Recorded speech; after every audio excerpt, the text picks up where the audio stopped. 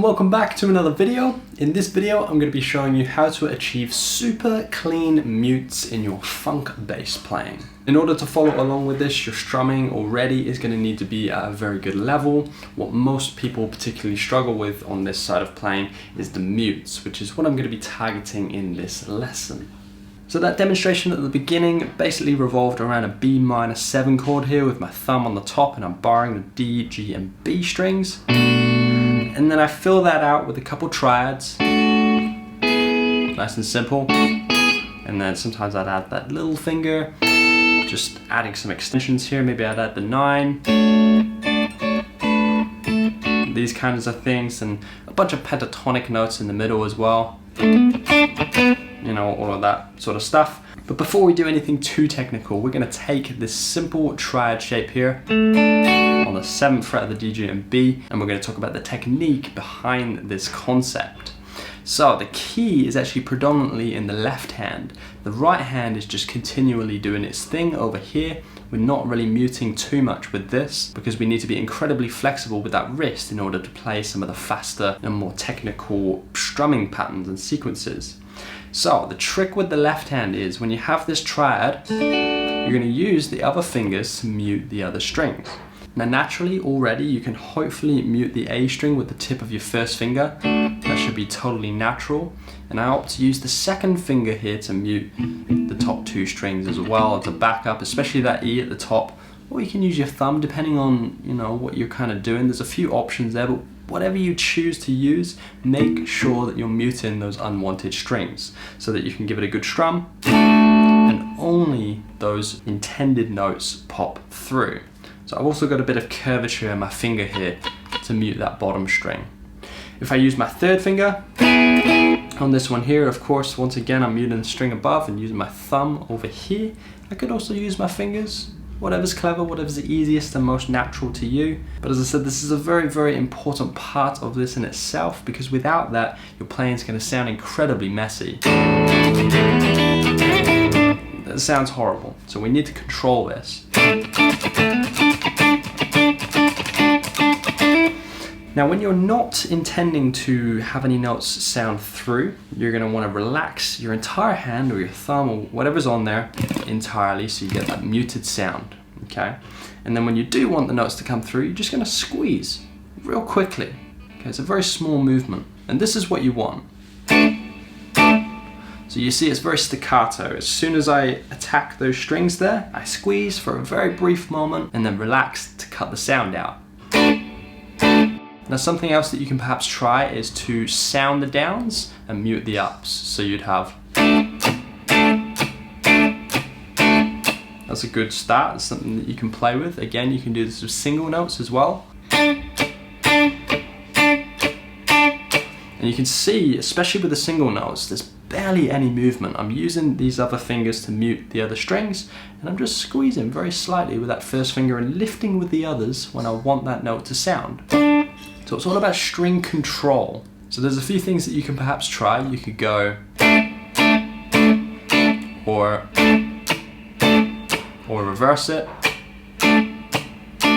It's important that you're able to do this in all directions and obviously have the coordination between both hands as accurate as possible so that you can then go on to create your own patterns. Also of high importance is where you pick with the right hand. Now you may notice I'm picking quite close, if not on, the fretboard, and I'm holding the pick very lightly as well. It's important that you don't dig in too much with some attack.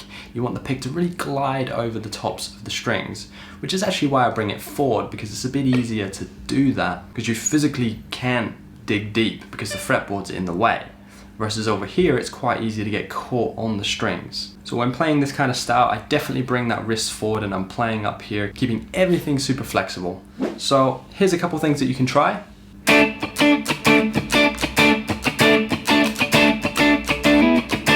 So that there, slowed right down, is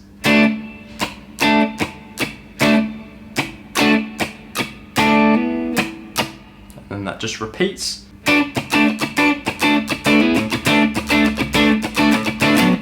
Let's try another one together now.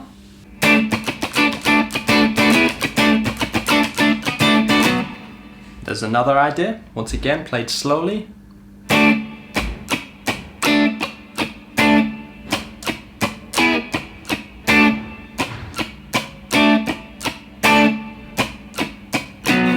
So there's a couple things that you can try, but again, eventually you want to be able to determine this yourself. You want to introduce your own creative assets there. So perhaps if I just play that one chord and fool around with this, you could have things like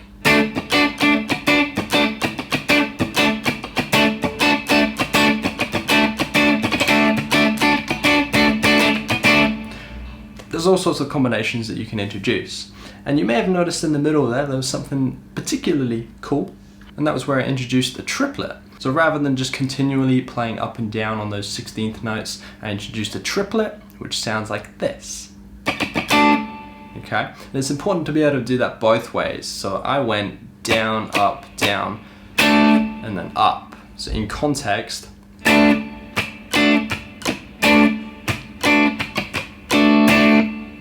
there you go, towards the end there. It's just a little bit quicker than the rest of the strokes.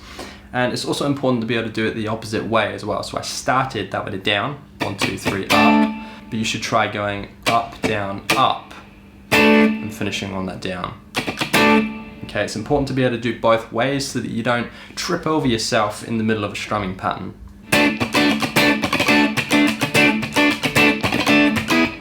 Again, we can try the same thing with just a single note. If I slow that right down for you, it should sound a bit like this.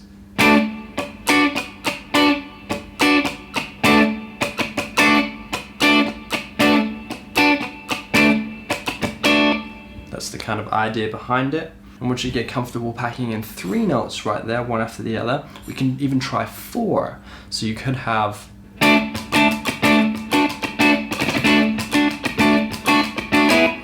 that kind of idea. So once again, when we get to the end of the bar, 1,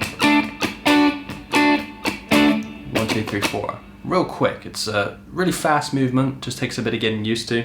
But the key is you don't need to hit every single string there. You can do a very small 1, 2, 3, 4 in the middle rather than a 1, 2, 3, 4. That's way too much effort and very inefficient. So again, slowly.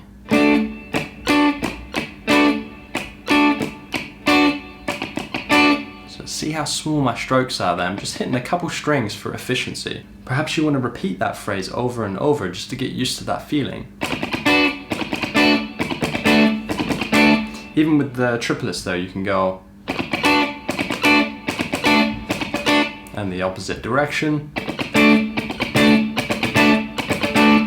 There's a few things for you to play with here. So it's in your hands now to take this on board and implement this into your own playing.